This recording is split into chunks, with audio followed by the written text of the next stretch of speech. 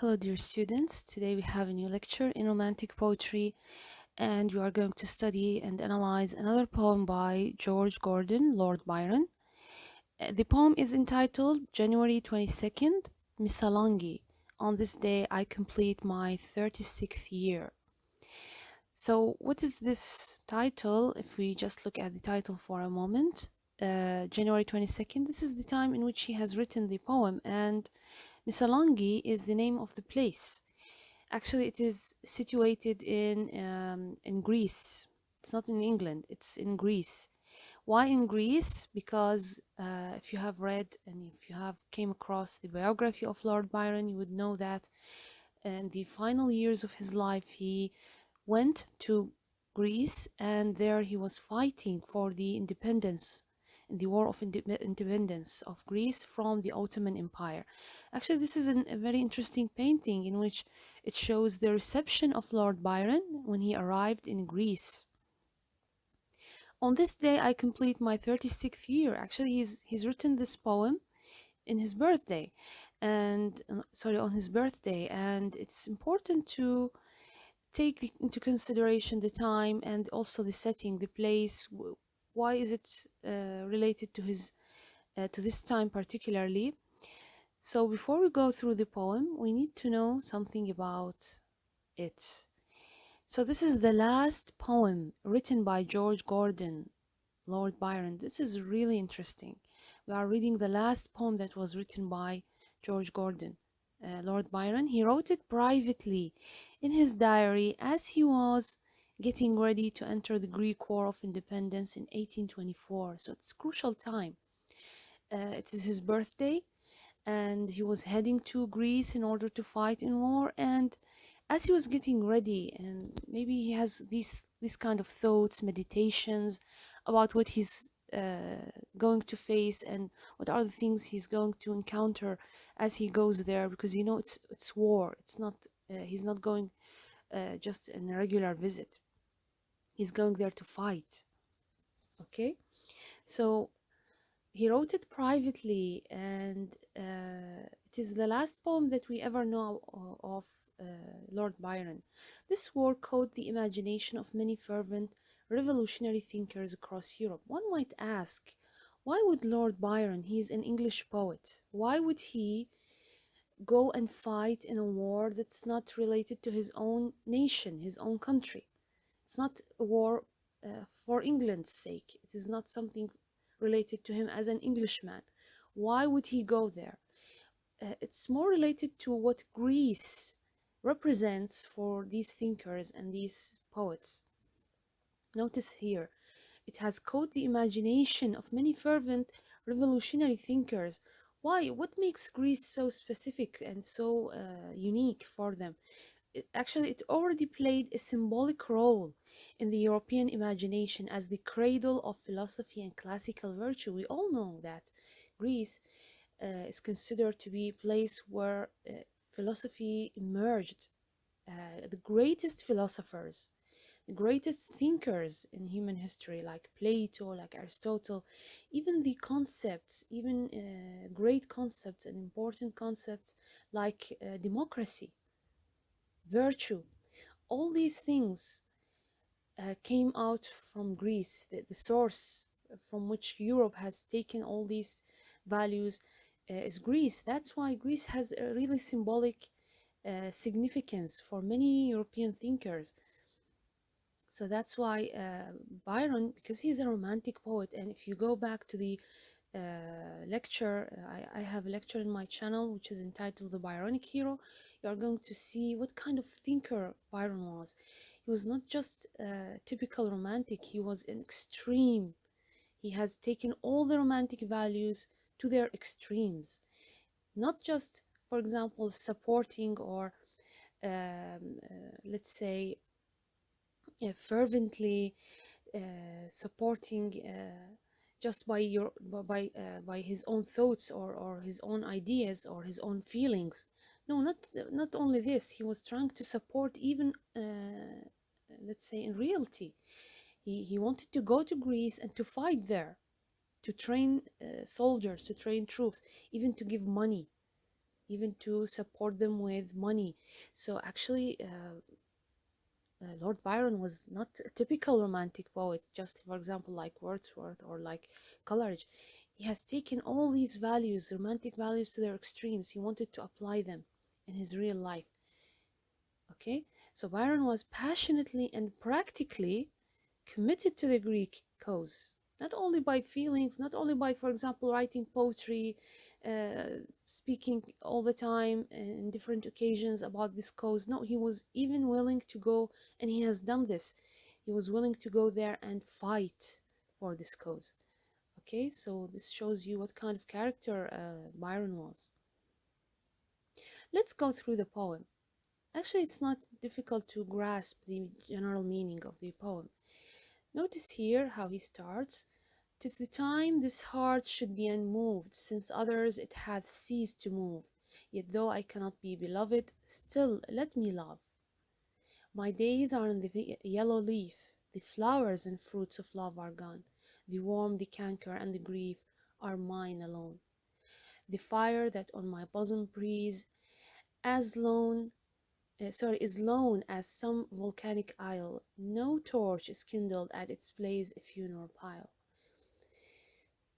So from the very beginning, from the very first stanza, he's declaring that it is time to stop the heart from falling in love. It's time to uh, make my love, make my heart, uh, let's say, away from all these kinds of feelings like love, passion, that I've used, my heart has been used to. You see, since nobody will love me back. Actually, if he's in a situation, he's going to war, and he's having this cause in his head, the Greek cause, and he's going to fight there. So it is not time for such feelings that young people usually engage themselves with. Now I should stop my heart from falling in love, from following its own passion. Instead of that, I should now focus on something new, something else. But still, notice here, he says, "Yet though I cannot be beloved, still let me love. I, I'm not, I'm not going to abandon this feeling so long.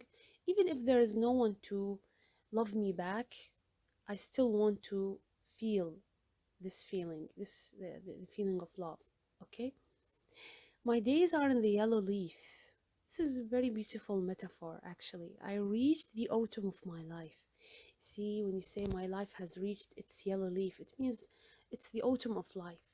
He's 36 years when he wrote this. 36. Maybe in our times it's not, um, let's say, a very old age, but maybe in that time, that period of time, it's considered that the person has now grown up so much. They are approaching their 40s. So the springtime where the love of fruit was fresh is gone. Okay, so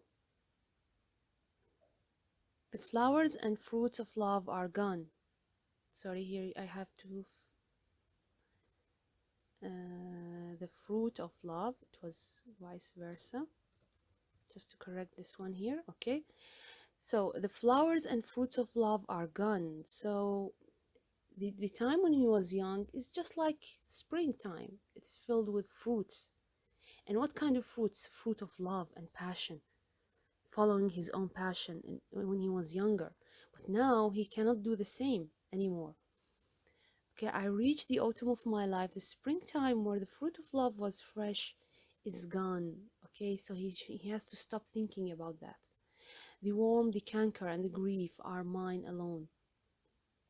All that is left is pain and grief. Actually, what he's after, we can think of it like this, that even what's coming out of this love is pain. I want it. I want it. But I don't want that time when I was young and was falling in love foolishly, this time of just pure passion. Okay? The fire that on my bosom prays is lone as some volcanic isle. Actually, this is very beautiful here, comparisons that he's making. And notice here in this stanza the use of the image of fire. Love and fire, passion and fire, they are compared to each other. Okay, the flame inside of me is as solitary as a deserted volcano island. You see, volcanoes, sometimes when they are, you know, the flame of the volcano is deep down inside. Okay, it's not bursting, it's not exploding, it's still, of course, it's still fire there. It's burning, but inside, not going out. So as if what he feels that his new situation is just like a volcano that has all the burning and fire and flame just inside, not outside, not coming out. He's solitary, he's alone with these feelings. There are no torches lit at this fire. It is a pyre used to consume the remains of the deceased. You know, so, this tradition, some cultures and some religions, when someone is dead, they take the body and the corpse, sorry, and they burn it in a pyre. They place it in this container, a pyre, and they burn it. Okay, so he's trying to tell us that the fire that he has inside is not like the fire that he used to have when he was young. You see, it is just used to consume the remains of the deceased. It is the kind of fire that is used in order to burn dead bodies. Okay, you find it in funerals. So, this willingness to suffer for love is both a burden of aging, the poem argues, and a sign of the strength the speaker has gained through aging. So, if you think about it, uh, what is the tone in which the speaker is talking here? Is he sad, depressed? Is he um, let's say, strong? Is he weak? How can we think about it? Actually, we can think about it both ways. We can see that from the beginning he was really sad that he's losing this passion, but he started to think in a different way. He's starting to think maturely instead of, let's say, crying over the loss of this prime youth, the loss of passion and love of youth. He's starting to think of it as a new level in his life. Now he's maturing. Okay, aging gives you maturity. It's not something bad. It's not something negative. You shouldn't think about it negatively. Okay, now he has a new way of understanding love. Instead of feeling that he has lost something, now on the contrary, he's starting to see love in a more, let's say, in a way that shows that he's grown up. Okay, he's mature now. The hope, the fear, the jealous care, the exalted portion of the pain and power of love I cannot share but wear the chain. What else? What are the things that now are, let's say, are not like what he has experienced as a young man? I'm no longer able to experience the aspirations, fears, jealousies, and other intensified, magnificent pains and powers of love. Everything that comes along with love. Even the jealousy, even the feelings of fear, for example, fear of losing someone you love, aspirations, to, for example, to live with this person, all these kind of different feelings that come with love. He cannot feel them anymore, okay? All I can experience is love as chain. Still, he has the feeling, but not all the things that come with it. Okay, it is just a chain that he has around his neck. Okay, but it isn't thus, and it is not here. Such thoughts should shake my soul, nor now, where glory decks the hero's bier or binds his brow. It is not the time and place. I'm going to fight in a war. There is a cause that I'm supporting, that I want to show my, let's say, my great support for. So it's not the time to think of such things, love and feelings of passion and how I spent my youth. These thoughts should be gone now, and I have to think of the things and the cause that I'm engaged with now. Okay, I'm going to fight a war. Why should I be thinking like this? Okay, this shows a kind of maturity that he has achieved here. This is not the time and place that I should be occupied with these thoughts. This place is either for the burial of the hero or his triumph with victory. Okay, either I die with glory and I'm buried, or I should be victorious, I should be triumphant, and they are going to place this wreath of victory over my head. Okay, so this is what I should be thinking about now. The sword, the banner, and the field, glory and grace around me. See, the Spartan born upon his shield was not more free. Okay, I should see all these new things now. The sword, the banner, all these, you see, these are the elements that you find in a battlefield, in the ground of a war. So why thinking about these feelings, past feelings? Why not concentrate now on the battlefield, the ground? What do I have around? Okay, the dead Spartan carried on his shield was not more free than I. You know, the Spartans are very well known as great warriors. If you have read the history of Spartans, maybe unlike the Greek people are more, let's say, intellectual, philosophical, but the Spartans were great warriors. Okay, they had great leaders and they were great fighters as well. So they are not better than me. They are not freer than I am. I am also free man, and I should have my mind on achieving glory in the battlefield. Okay, awake, not Greece. She is awake. No, this is really nice. He's talking to himself. Don't think that I'm talking to Greece. Greece is already awake. Awake, my spirit.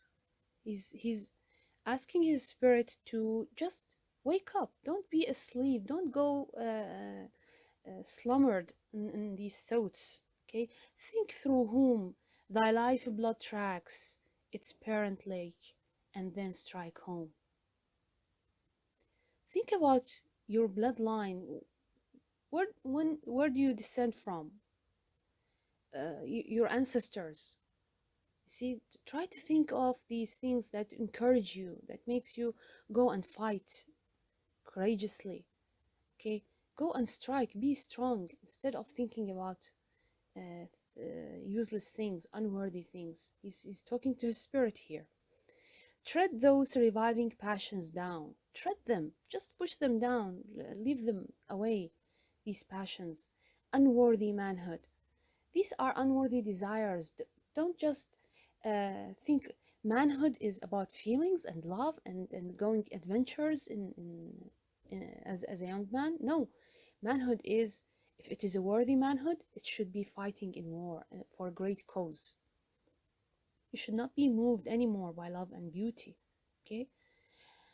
Indifferent should the smile or frown of beauty be. Don't anymore be influenced by things like this. Be influenced by great things, great causes.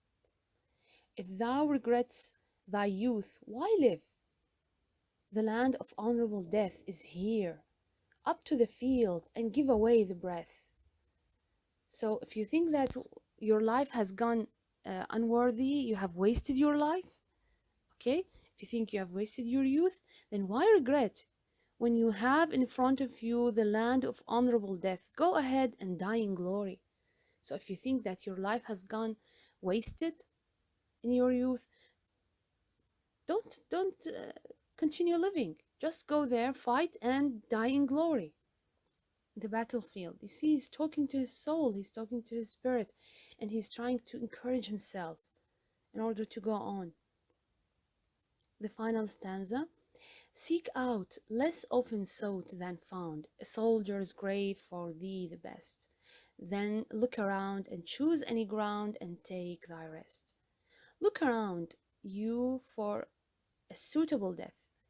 Choose the spot where you will fall and die. Look around. I mean, there are many battles, there are many wars that could make you a great person and that could make you a glorious person after your death. Because you see, maybe this is something that worries Lord Byron as a young man. that at a certain point in his life, he started to think that if I'm dead, what makes me a glorious person, or what could make me someone that people remember?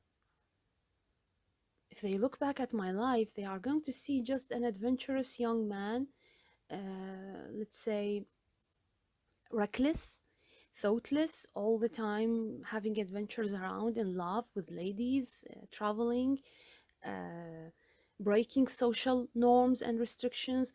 What if I go there in such a let's say great war, and I die for a certain cause, then must be glorified after my death? I think maybe this is what worried Byron. He believes that by acknowledging the realities of aging, change, and mortality, and putting others' needs ahead of his own, he can leave behind an enduring legacy and save himself from the humiliation of just decaying, just dying without leaving a good trace, a good influence. Maybe this is the problem that really made Lord Byron worried and anxious. So he's trying to encourage himself to go there and fight, and to be a person who's worthy of remembering by others. That when people look back at the life of Lord Byron, they are going to see a great hero. Okay, someone who has fought for a great cause. And this is really interesting when you think about it.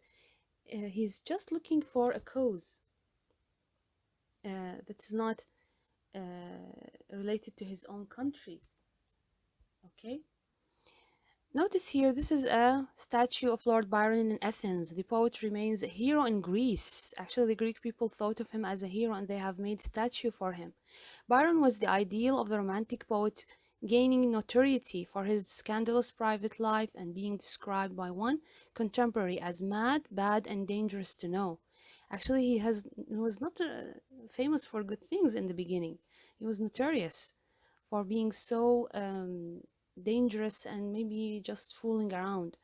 On 19th of April 1824, he died from fever. He wasn't even killed in that place. He died of fever in Missolonghi in modern-day Greece. His death was mourned throughout Britain. His body was brought back to England and buried at his ancestral home in Nottinghamshire. So actually he was considered a hero by Greek people. They considered him a national hero. They continue to remember him for the contributions he had made for their country. So this is all about this interesting and beautiful poem. I hope that to see you in next videos with the new poems. Thank you very much.